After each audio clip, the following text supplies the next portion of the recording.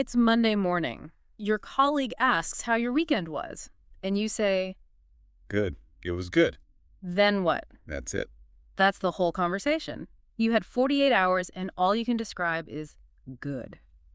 But here's the good news. By the end of this episode, you'll have the words to describe any weekend, whether you went hiking or watched TV in your pajamas.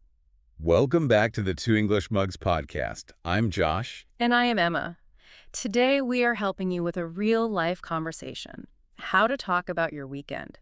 Whether you're studying actively or just listening along, grab a coffee, relax, and pick up what works for you. This is a B1 intermediate lesson. If you understand simple English but want to sound more natural, you're in the right place. By the end of this episode, you will be able to describe your weekend with the right words, whether you did a lot or did nothing at all. So, to start this off, let's think about that specific feeling on a Friday afternoon. Oh, the best feeling in the world. Right. You close your laptop, you walk out of your workplace, and you just have 2 whole days of total freedom ahead of you. Yeah, exactly. And, I firmly believe that people naturally divide into two main personality types when that Friday feeling hits. Really? Just 2 types? Yeah, I mean, generally speaking, first, you have the low-key weekend person. Mm-hmm. And for you listening, when I say low-key, I mean relaxed, calm, and definitely not intense, Oh, I like that word, low-key. right? So a low-key person, they love a slow morning. They do not set alarms for Saturday. They just, make a quiet cup of coffee, maybe watch the rain outside the window, and they feel zero pressure to achieve anything. I mean, honestly, that sounds incredibly peaceful. It really is. Yeah. But then on the completely opposite side of things, you have the let's go weekend person. Oh, the let's go. Exactly. Yeah. This person views those same 2 days of freedom as like a challenge. They Yeah. want a solid plan for every single hour. Right. They hate wasting time. Exactly. They wake up early for a social breakfast, they climb a mountain by noon, and then they host a large dinner party in the evening. They just want to squeeze every drop of experience out of their free time. Wow, that sounds exhausting just talking about it. I know, right? So, thinking about those two very different styles, which one do you think fits you better? Oh, I don't even have to think about it for a second. I am 100% the second type. I have serious let's go energy. Really? You like the busy weekends? Oh, for sure. I just need to be moving. It strongly reminds me of how different people act when they travel on holiday. Oh, that's a good comparison. Eh. What do you mean? Well, you know those tourists who wake up at 6 in the morning on a vacation? They hold a giant paper map, they wear comfortable walking shoes, and they have a very strict schedule. Yes, the ones rushing to the tour bus. Right. They want to see 5 historical museums and 3 famous monuments before lunchtime. That is the exact let's go energy. That makes total sense. But then you look at the other travelers, they just want to find a quiet beach chair, lie down in the sun for 7 straight days with a good book, and never look at a clock once. Ah, yes. The beach chair people. Exactly. That is the true low-key energy. Neither way of living is wrong, of course, but they are just completely different approaches to free time. So, since you described that slow, quiet morning with the coffee so perfectly earlier, I'm guessing you fall into the beach chair category. Yeah, you guessed perfectly. Yeah. I am a very proud beach chair person, for sure.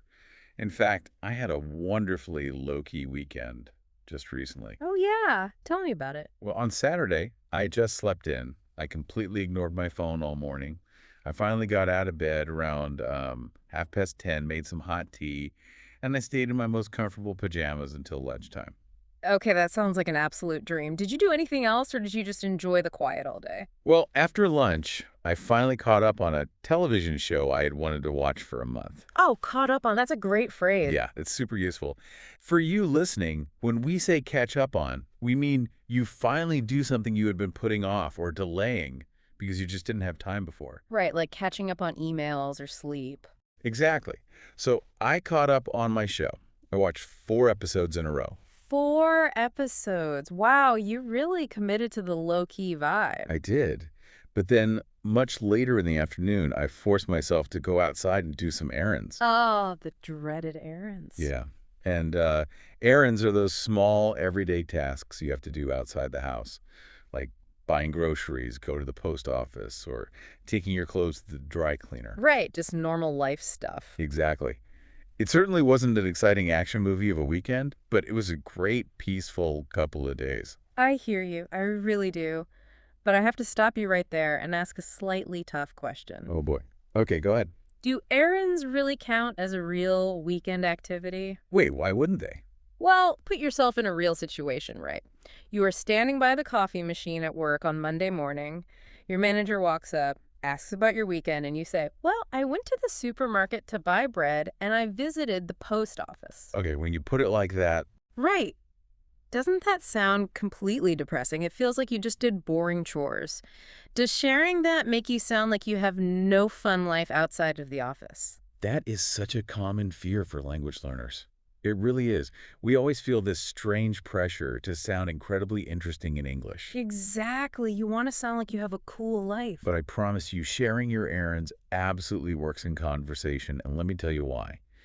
Doing errands is the universal language of adulthood. The universal language of adulthood, what does that mean? It means every single adult understands the shared misery of buying groceries on a busy Saturday afternoon.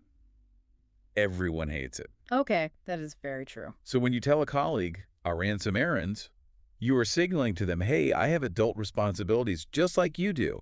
It builds instant empathy. Oh, I see. Yeah, it makes you sound natural, human, and reliable. It's a very honest answer. Plus, if you combine your phrases and say something like, I caught up on my favorite show and did some errands, you just delivered a full, confident English sentence. That's at a great point. Yeah, that sounds a million times better than just staring at the floor, panicking and mumbling good. Okay, when you explain the psychology behind it, that makes a lot of sense. It completely removes the pressure to invent this fascinating story about your life. Exactly. You don't have to be a superhero, you just have to be a normal person sharing a normal weekend. Yes, normal is perfectly fine.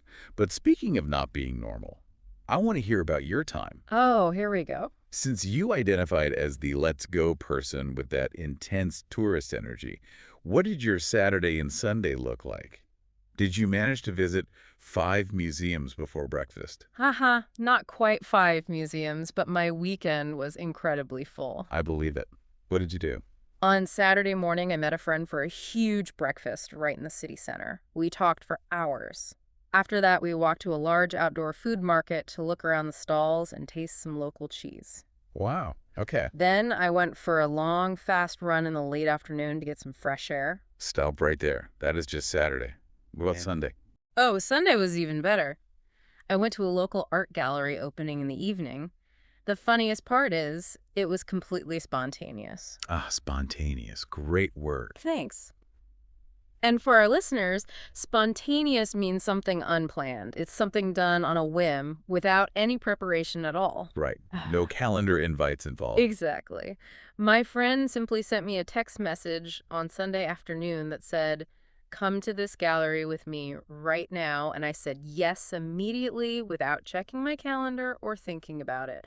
A totally spontaneous decision. Wow. Honestly, just listening to that packed schedule makes me want to take a nap right here in the studio. It was a lot of fun, though. I'm sure it was. But let me ask you a question about this, because this concept is just fascinating to me. Sure, go ahead. For a low-key person like myself, a busy weekend like yours would drain every single drop of energy I have. Really? Just from a breakfast in a gallery?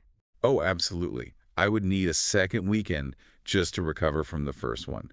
So don't you feel completely exhausted by Monday morning when your weekend is that full of activities and spontaneous plans? I completely understand why you think that, but no. That is the secret of the let's go personality. What's the secret? For me, staying busy and seeing people is exactly how I recharge my batteries for the work week ahead. Really? Yeah, I get my energy from being active and being spontaneous. If I sit on the sofa all day inside a quiet house, I feel so much more tired and miserable on Monday morning. Doing things, moving around, and talking to people creates energy for me. That is a brilliant perspective. I never Yeah. thought about it like that. So for you, resting doesn't mean sitting still. Resting means moving. You hit the nail on the head. But, so far we covered the busy weekend and the quiet, productive weekend. Now we have to address the elephant in the room. Oh, or elephant. We need to talk about the third situation, which is probably the most common one for a lot of people. Which situation is that? The weekend where you do absolutely nothing. Ah, the nothing weekend. Yes. I mean, zero activities. You stayed inside your apartment, you ordered a pizza, you stared at a television screen for 2 days straight, and you didn't even change your clothes. Sounds familiar to a lot of us, I'm sure. Right. But how do you explain that you did nothing to your boss without sounding like the laziest person on earth? I feel like saying I did nothing just sounds like I have zero ambition in life. This is a huge worry, especially in workplace small talk. You feel guilty for resting. But the secret here is, you never have to feel bad about resting. You just have to change the story from a negative to a positive. Change the story. Yeah, you have to own your weekend with confidence. Okay, but how do you do that using English?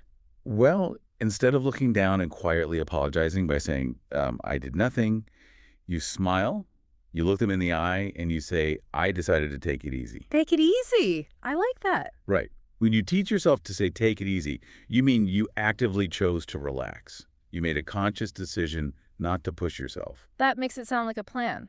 Exactly. It sounds incredibly intentional. You can also bring back our very first word and say, I kept it low-key. Oh, wow. I see the difference there. Yes. By saying, I kept it low-key, you sound fully in control of your life choices. You are silently telling your colleague, I work very hard all week, so I actively chose to protect my peace and rest. That's brilliant. It completely transforms a lazy weekend into a powerful, natural, and confident answer. I love how take it easy feels so positive. It completely flips the script. You go from, I was too lazy to go outside, to I gave my tired body the deep rest it deserved. Yes. That is a really powerful tool for a language learner. Whether you climbed a huge snowy mountain or watched 10 hours of a bad television show, you just have to confidently own your time. Exactly. So picture the scene.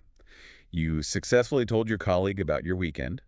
You confidently owned your rest, or you shared your exciting, spontaneous plans. You spoke your beautiful English sentences perfectly, Go me. right? Yeah. But a conversation doesn't stop there. Oh, definitely not. I always tell people that a conversation is exactly like a game of ping pong. Look on. Or tennis. Yeah. Yeah. Look. If someone hits the ball to you across the table, you can't just catch the ball in your hand and put it in your pocket. Oh, that would be terrible. Exactly. The game instantly ends. It ruins the fun for everyone. You have to hit the ball back over the net. So in this scenario, how do we keep the conversation alive? That ping pong idea is the perfect analogy. Yeah. You hit the conversational ball back over the net by asking follow-up questions. Follow-up questions, right. Yeah. As soon as you finish describing your weekend, you turn the focus to them. You ask simple, friendly questions like, did you do anything fun? Or did you go anywhere nice? Or even just, what did you do on Saturday? Those are very natural. They are. They are complicated. Yeah. These short questions show you genuinely care about the other person. And here's a great tip for our listeners. Let's hear it. If they hit the ball back to you again and ask how your weekend felt overall, you can answer with real feeling. Please, whatever you do, don't just say, good. Anything but good. Right. Instead, you could look at them and say, it was exactly what I needed. Oh, it was exactly what I needed. I really love the warmth of that phrase. It's great, isn't it? It's so useful for an English learner. It means the weekend gave you exactly the specific feeling or result that was necessary for your personal well-being. Perfect definition. Yeah, like if you desperately needed sleep and you slept for 12 hours, it was exactly what you needed. If you needed social connection and you went out dancing with friends, it was exactly what you needed. Exactly. It perfectly and politely closes the topic before you start your Monday work tasks. It creates such a positive end to the small talk. Well, we covered a lot of great conversational ground today.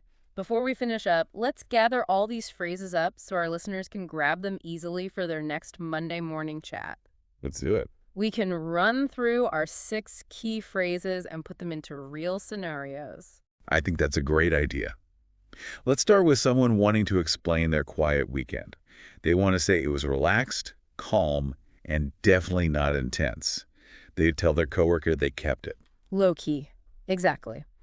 If you want a visual for this, think of a small, quiet dinner at home with two close friends instead of a loud, crowded nightclub. Great visual. Thanks. So you might say to your coworker, I didn't want a big, noisy birthday party this year, so I just had a low-key dinner at home. Perfect. Okay, now, what if someone spent their Sunday finally doing the tasks they delayed all week? They fixed the deficit in their life. Yeah, caught up on them. The phrase is catch up on. Right. A good way to picture this one is filling up a glass of water that has been slowly emptying all week. You finally pour more water to fill it right back up to the top. Ah, I like that analogy. So in a real situation, you would say, I traveled for work all week, so on Sunday I stayed home to catch up on my laundry and my personal emails. That makes total sense. Mm. Now, let's jump back to the busy weekend. What if something fun happens without any schedule or calendar invite? It's completely unplanned. That event was... Spontaneous. It was a spontaneous event. Think of a talented jazz musician playing musical notes that aren't written on the paper, just inventing beautiful music right there on the stage in the moment. Oh, that's beautiful. So you might explain your weekend by saying, we were walking past a cinema, saw a great poster, and made a spontaneous decision to watch the movie. Love that one. Okay, back to the restful weekend. What if someone wants to explain a gentle period of time where they demand absolutely nothing from themselves? They purposefully don't push themselves too hard. They decided to... Take it easy. Yeah. An excellent analogy for take it easy is putting a car into neutral gear. Neutral gear, right. The engine is still turned on, you are still awake, but you aren't pressing the gas pedal at all. You are just gently rolling forward. So you could tell a friend, I have a slight cold today, so I am going to stay on the comfortable sofa and take it easy. That's a really great image. Now, what about those small practical tasks you complete outside your home? The universal language of adulthood we talked about earlier. You mean errands? You run errands. Yes, errands. You use this as a general group word, so you don't have to list every single boring shop you visited to your poor colleague. Think of errands as the basic required maintenance work for your daily adult life. Maintenance work, exactly. So on Friday afternoon, you might say, I can't meet you for lunch on Saturday morning because I have to run a few errands in town. Spot on. And finally, we have a brand new bonus phrase, especially for our busy, let's go weekenders. What if you want to express that you have absolutely zero energy left in your body after a busy 2 days? You are... Wiped. You say, I'm wiped. Yes. It's an informal but incredibly natural way to express extreme exhaustion. And I don't mean just a little sleepy. Think of a kitchen sponge that has been squeezed so tightly by a hand that there isn't a single drop of water left inside it. Yeah, you have absolutely nothing left to give. So you might sit down at your desk on Monday and say, after moving heavy furniture into my new apartment all weekend, I'm wiped. That sponge analogy really makes you feel the exhaustion. So remember that colleague standing by the coffee machine who asks you about your weekend on Monday morning? Next time, you won't just say good and stare nervously at the floor. You have the tools now. Yeah, you really do. Because the truth is, your weekend doesn't need to be an exciting, action-packed movie to be worth talking about. It just has to be yours. Exactly. Before we go, think about this. If we spend 5 days a week working for someone else, why do we feel so much pressure to make our 2 days off sound impressive to them? Maybe the ultimate weekend victory isn't what you achieved, but how little you cared about proving it to anyone else. I love that. Whether you hiked 10 steep miles or just caught up on sleep in your pajamas, own your time. Use these new phrases with pride and hit that conversation ball right back over the net. You can find the transcript for this episode on our website. Subscribe for more episodes like this one. And next week, we'll talk about making plans in English, what to say when someone asks you about next weekend. This was the Two English Mugs podcast. Keep your English cozy.